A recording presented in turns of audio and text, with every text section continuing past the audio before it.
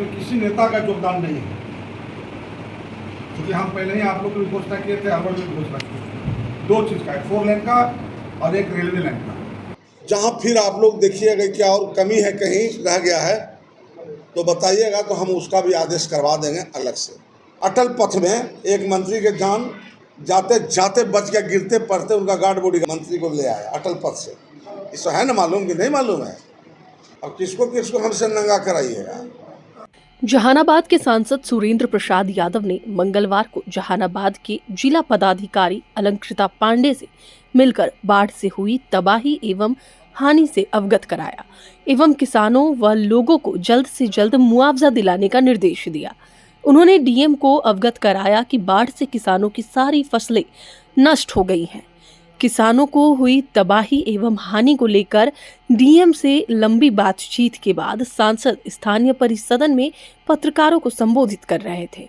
उन्होंने कहा कि जहानाबाद संसदीय क्षेत्र के विकास के लिए वह लगातार प्रयासरत है। उन्होंने कहा कि अभी हाल ही में उन्होंने अरवल बिहार शरीफ सड़क मार्ग को 4 लेन बनाने की स्वीकृति दिलाई है। जल्द ही इस सड़क का निर्माण शुरू हो जाएगा। इसके निर्माण होने से अरवल और बिहार शरीफ जाने का मार्ग काफी सुगम हो जाएगा और लोगों को समय की बचत होगी।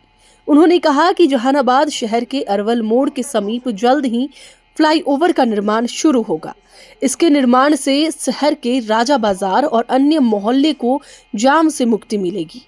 उन्होंने कहा कि जहानाबाद संसदीय क्षेत्र के चौमुखी विकास के लिए वे अपनी जान दे देंगे। वह दिल्ली में रहकर सभी विभागों के मंत्री एवं अधिकारी से मिलकर जहानाबाद के विकास से संबंधित योजनाओं की स्वीकृति दिलाने में लगे हैं। आने वाले समय में सारी योजनाओं को धरातल पर उतारा जाएगा। इस मौके पर राजद के मीडिया प्रभारी डॉक्टर शशिरंजन उर्फ पप्पू यादव समेत काफी संख्या में राजद कार्यकर्ता व नेता मौजूद थे। जहानाबाद न्यूज के लिए वरुण कुमार की रिपोर्ट। अरवल के बॉर्डर है, वहाँ से लेके ये नक्शा चला जाएगा आपका बिहार शरीफ तक, और फिर अलग से मीटिंग होगा अरवल जिला में। जिला से लेके आपका चला आएगा अरवल के जहाँ पर सीमा है वहाँ तक, उसका अलग से मीटिंग होगा। इसमें किसी नेता का योगदान नहीं है, क्योंकि हम पहले ही आप लोग की घोषणा किए थे, हर वर्ग की घोषणा किए थे। दो चीज़ का, एक 4 लेन का और एक रेलवे लाइन का। इसके बाद हम फिर रेलवे वाला में, अगर उसका भी मेरा फाइल बढ़ गया बहुत तेज़ी से आगे, तो उसको भी हम करा लेंगे आपका रेलवे वाला।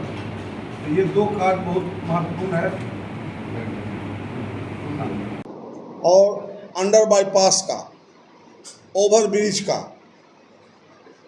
जहाँ फिर आप लोग देखिएगा क्या और कमी है, कहीं रह गया है तो बताइएगा, तो हम उसका भी आदेश करवा देंगे अलग से, जिससे आम आदमी को लाभ होना चाहिए। एक्सीडेंट कम हो, लाभ ज़्यादा हो, यही मेरा सोच है।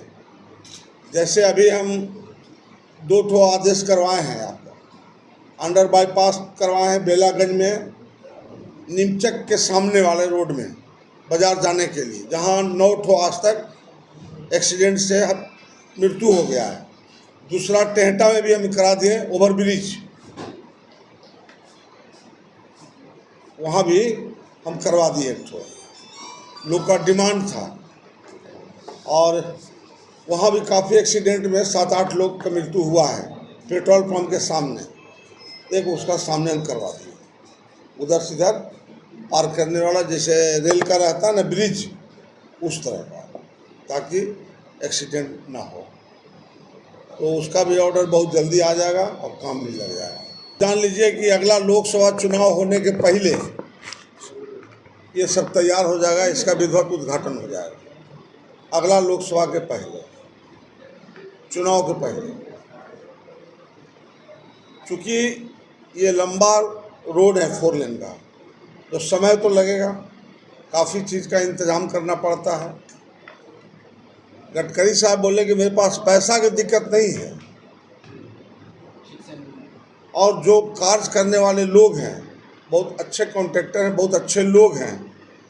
थोड़ा सा लोकल उनको सपोर्ट चाहिए मिट्टी लेने के लिए, खास करके जो मिट्टी है वो अगर समय से मिल जाएगा तो चुनाव के बहुत पहले तैयार हो जाए।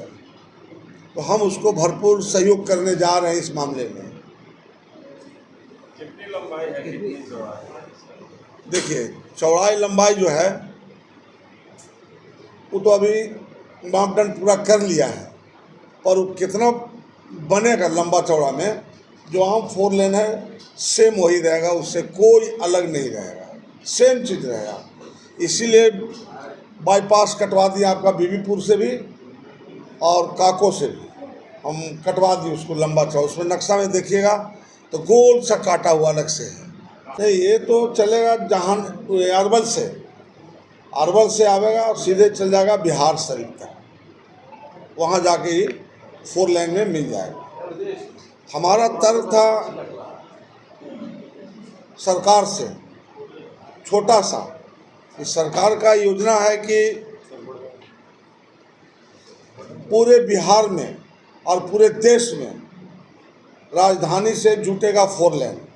तो हमारा अरवल का 4 लेन कहीं मिल नहीं रहा है, तो हम अपना प्रपोजल दिए थे कि हमारा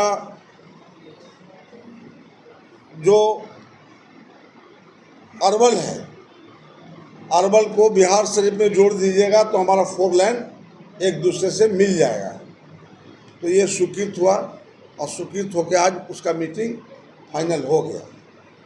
अब अरवल में इसका मीटिंग एक और होगा, जो अभी पदाधिकारी के बुलाए हैं, और अभी हमसे तय कर लेगा कि कब करना है। पर कब नहीं, हम सब काम छोड़ के पहले मीटिंग करेंगे हम 4 लेन का। काम छूट जाए तो छूट जाए, इससे बड़ा काम कुछ नहीं हो सकता है, जनहित का काम है।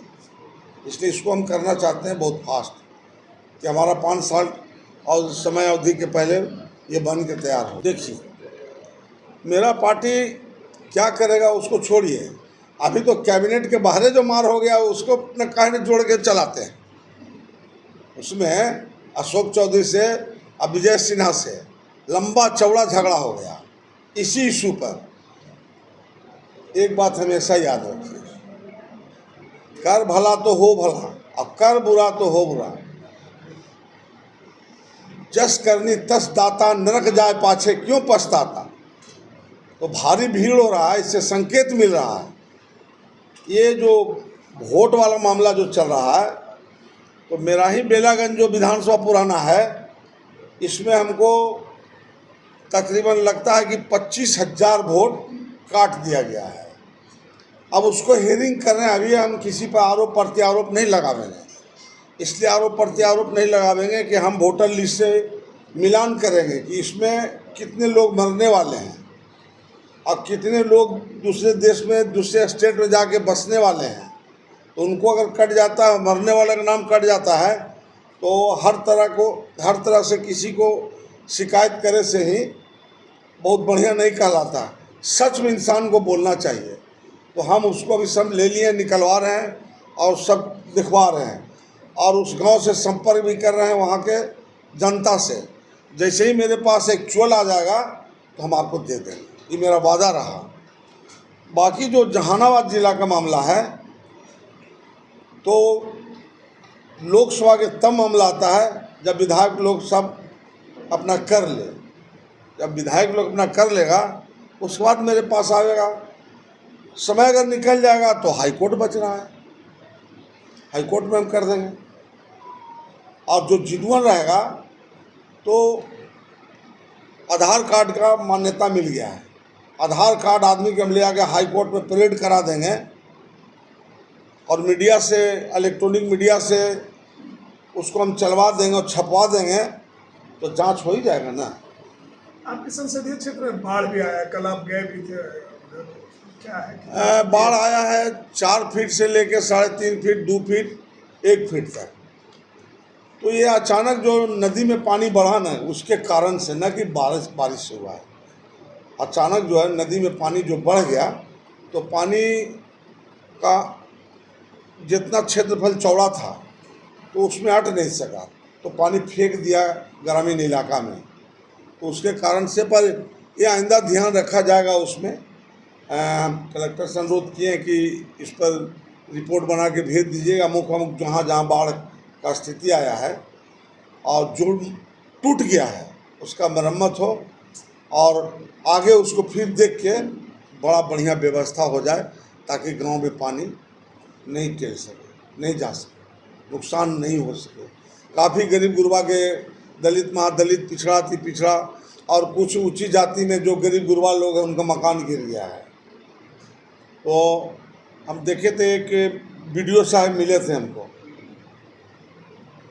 बीडीओ साहब जो मिले हमको घोसी इलाका के, वो दौरा दे रहे थे अपनी चारों तरफ। तो हम उनको बताए सब, तो उन्होंने कहा कि ठीक है हमसे नोट कर लिए। अब स्वयं भी नोट किए थे कुछ, और कुछ जो हम जहाँ गए थे वो भी उनको हम करा दिए। तो कहा कि हम सब रिपोर्ट सरकार के यहाँ भेज देते हैं और वहाँ से जहाँ जो ही आ जाएगा सब लाभान्वित लोग को दे दिया जाएगा। दूसरा, एक मृत्यु हो गया था बच्चा को, तो जो बच्चा को सोनमा में मृत्यु हो गया था वहाँ पर हम गए थे स्वयं, और हमने कहा कि जो निकाल देगा उसको 20,000 रुपया हम देंगे। ये बात हम बोल ही रहे थे वहीं के लोकल लोग से, उनके सगा संबंधी से, तो ही बच्चा ऊपर आ गया तो टीम वहाँ था, उसको छान के बाहर निकाल लिया और काफ़ी मुंह से ब्लड चला। तो हम समझ गए कि से ये ब्लड जो है ब्रेन हेमरेज शुरू हो गया। अंदर में जाके जब 2 दिन रह जाता है लास्ट तो ब्रेन हेमरेज कर जाता है, उससे उसका ब्लड आ जाता है। तो बाहर जो ही आया तो उसका ब्लड चला, तो इसका मतलब ब्रेन हेमरेज हो गया। फिर शाम हो गया था, रात हो गया, तो डीएम साहब से अनुरोध हमने किया तो कहा कि अभी 1 मिनट में हम करवा देते हैं। तो करवा दी, तुरंत पोस्टमार्टम करवा दी उसी रात में। सर विधानसभा अब भारी मंत्री के खदरैया वैसे न देख रहे हैं क्या? भारी, हम नाम बोलेंगे आपको, टीवी आप दिखा रहे हैं, बोलेंगे हम। 2 को मंत्री के खदरैया हो गया। 2 जो बच्चा गाड़ी में मार के फेंका हुआ था, अब जिसे किस कारण से मारा हम नहीं जानते हैं क्योंकि हम वहाँ पर उपस्थित नहीं थे। पर अटल पथ में एक मंत्री के जान जाते जाते बच गया, गिरते पड़ते उनका गार्ड बॉडीगार्ड पिटा भी गया और गार्ड बॉडीगार्ड कुछ बचा के मंत्री को ले आया अटल पथ से। इसको है ना मालूम कि नहीं मालूम है? अब किसको किसको हमसे नंगा कराइएगा?